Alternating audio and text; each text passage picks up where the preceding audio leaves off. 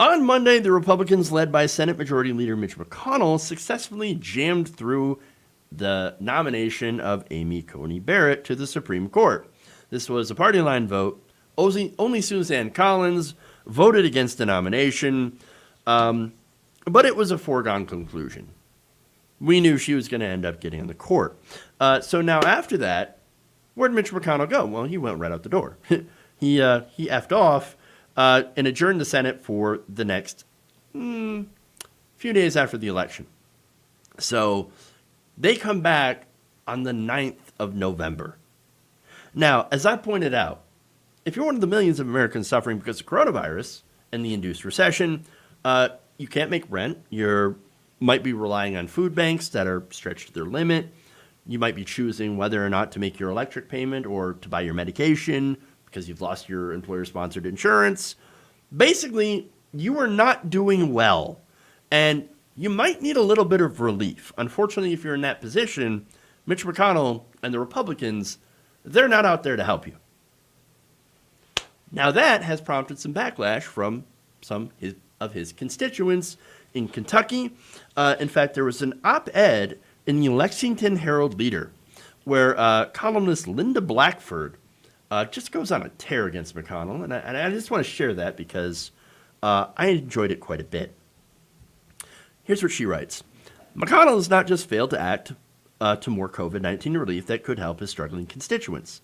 He has worked actively against it while blaming the Democrats. Of course, we all know that's what happened. But here's what she said. It's clear that the long debate over aid might have distracted him from confirming Barrett, thus fulfilling his dearest court-packing dreams, cementing his status as the wiliest tactician in history. Why should poor people in Kentucky get in the way of that? Now, I like that because that's the kind of snark and sarcasm that I enjoy. So I love it. The sarcasm, the salt, because let's be honest, we're all feeling pretty salty for obvious reasons. 2020 has been an absolute disaster, an absolute shit show, and this is just a perfect little cap onto it. And so, yes, we're all a little salty here. That said, what's more important, though, is people need help, okay? And Blackford's editorial quotes Louisville resident Latrice Wilson in it. Now, she says that many people in her neighborhood are facing eviction and will be evicted from their homes without any sort of COVID relief. Now, she asked, quote, why is COVID aid not a priority for him? Why should his constituents have to feel like we're begging? People are trying to survive, and it's hard to survive, and he doesn't care. Well, right? Now, it's important for me to ask, is Latrice black? Sounds like a black name. And if that's so, and why that matters, is because, well, the fact that she's a black constituent is probably why Mitch McConnell doesn't give a damn. That, of course, and Latrice Wilson does not send Mitch McConnell paychecks. She is not one of his billionaire donors, and so she doesn't exist in Mitch McConnell's world. What it is it's always about the donors, it's always about the legacy, and it's always about the money. That's what they live for. That is who they serve in this corrupt, dysfunctional system. That is why, in a system where over 70% of people want another COVID relief bill and want that passed through the Senate, that's why we don't have it.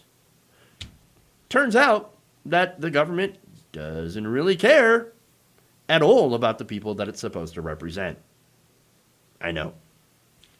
Jason Bailey, similarly, executive director of the Kentucky Center for Economic Policy, told Blackford, quote, I just don't think McConnell cares because it doesn't affect him.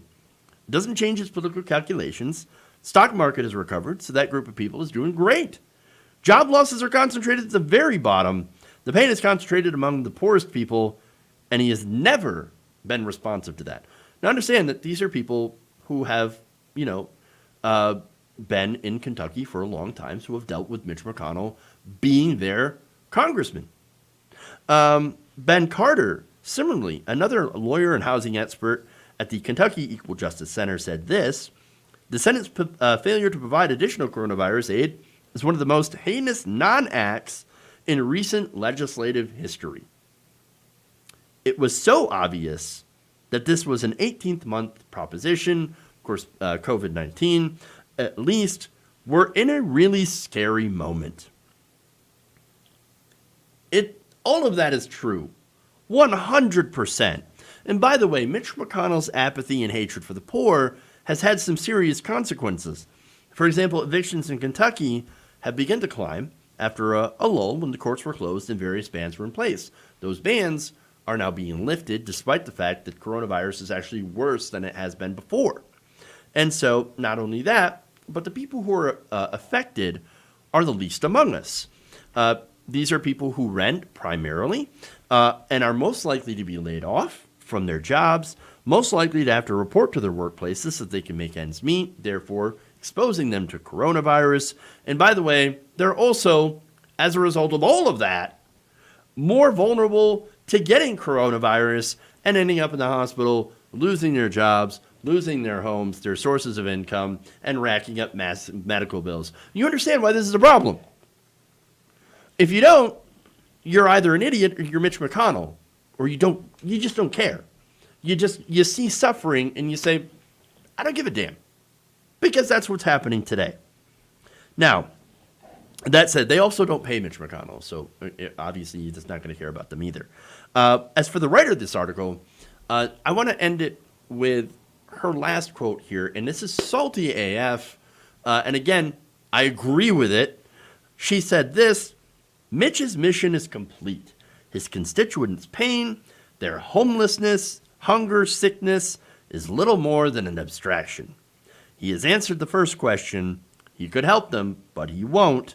The only other question is why we continue to re-elect him. Well, unfortunately, the answer to that is a little bit more complicated. Amy McGrath is a corporate Democrat. She's not really offering anything substantial. In fact, one of her main ads is Mitch McConnell is getting in the way of Donald Trump. So, Mitch McConnell, he's not pro-Trump enough. Elect me, I'm a pro-Trump Democrat. No. Charles Booker polled better. Still no guarantee of winning because Mitch McConnell is basically entrenched in that seat. But he might have done a little bit better. And therefore, perhaps, after a subsequent run, because usually it takes a couple of tries to get rid of such an entrenched incumbent, building up that name recognition, making sure to get a lot of money from the donors, et cetera, et cetera, et cetera. Maybe he would have been able to dislodge Mitch McConnell in the next election, whereas Amy McGrath's going to lose, she's going to get crushed and then disappear. And then, of course, the next time, they'll bring out another corporate Democrat to repeat the cycle. Allison Lundergan Grimes. Does anybody remember her? I remember. Pepperidge Farm remembers. I remember that we made the same argument against her. She is Republican light. She refused to endorse Obama, or at least to say that she had endorsed Obama, and was like, I can't believe how much I love coal. If I could, I would shower myself in coal every day. I love coal, and I love coal miners. Mitch McConnell is not pro-coal enough. I am way more pro-coal than Mitch McConnell. That's a Democrat. Back in 2014. What would happen? Oh, right, she lost massively. Whereas there was a progressive in that race that was looking to get in, that was chased out by the Democratic Party of Kentucky. And you wonder why Mitch McConnell keeps winning, why he continues to get reelected, despite the fact that he has he's probably one of the most unpopular Congress people in Congress, senators in Congress. That's why. Because he doesn't have any opposition that's worth a damn. And that's what's going on. So, unfortunately, Mitch McConnell, he's going to be back eventually. And you know what the first thing he's going to do when he comes back? Block more COVID aid. You can guarantee it. Because that's who Mitch McConnell is. If you enjoyed this video, please give us a like and share with your friends. You can subscribe and help out the channel by becoming a patron. It's patreon.com/Jeff Waldorf. Or you can become a channel member as well by hitting the join button below.